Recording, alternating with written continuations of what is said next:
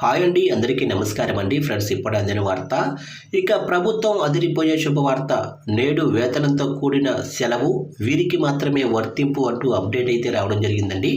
అయితే ఇందుకు సంబంధించిన వివరాలు అయితే మన వీడియోలో తెలుసుకుందామండి. అంటే వేతనంతో కూడిన సెలవు ఎవరికి మాత్రమే వర్తింపు అవుతుంది ఏంటి అనేది క్లారిటీగా తెలుసుకుందామండి. వీడియో పూర్తి వరకు చూడండి ఫ్రెండ్స్, అప్పుడే మనకి పూర్తి సమాచారం అయితే తెలుస్తుంది. లేట్ చేయకుండా టాపిక్లోకి వెళ్ళిపోదాము. ఇక తెలంగాణ రాష్ట్రంలో ఇవాళ మున్సిపల్ ఎన్నికలు జరగనున్న సంగతి తెలిసిందే. ఈ మేరకు ఇప్పటికే అన్ని ఏర్పాట్లు పూర్తయ్యాయి.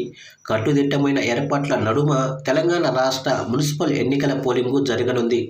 నిన్నటి వరకు పోల్ మేనేజ్మెంట్ చేసిన అభ్యర్థులు ఇవాళ ఓటర్లను పోలింగు కేంద్రాల దాకా తీసుకొచ్చి ఓటు హక్కును వినియోగించుకునేలా ప్రయత్నాలు చేయనున్నారు. అయితే ఇలాంటి నేపథ్యంలో తెలంగాణ రాష్ట్ర ప్రభుత్వం అదిరిపోయే శుభవార్త అయితే చెప్పింది.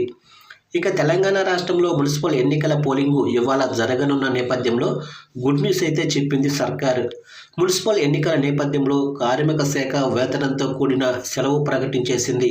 పోలింగు జరిగే ప్రాంతాల్లోనే ఫ్యాక్టరీలు, దుకాణాలు, ప్రైవేటు సంస్థల ఉద్యోగులకు ఇది వర్తిస్తుందని కూడా అధికారిక ఉత్తర్వులలో పేర్కొంది కార్మిక శాఖ.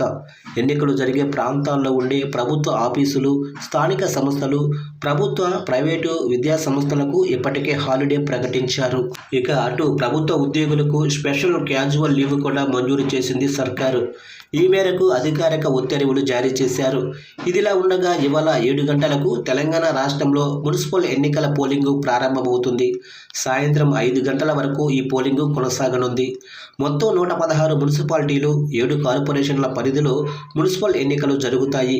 ఈ ఎన్నికలలో మొత్తం 12,944 మంది అభ్యర్థులు బరిలో ఉన్నారు.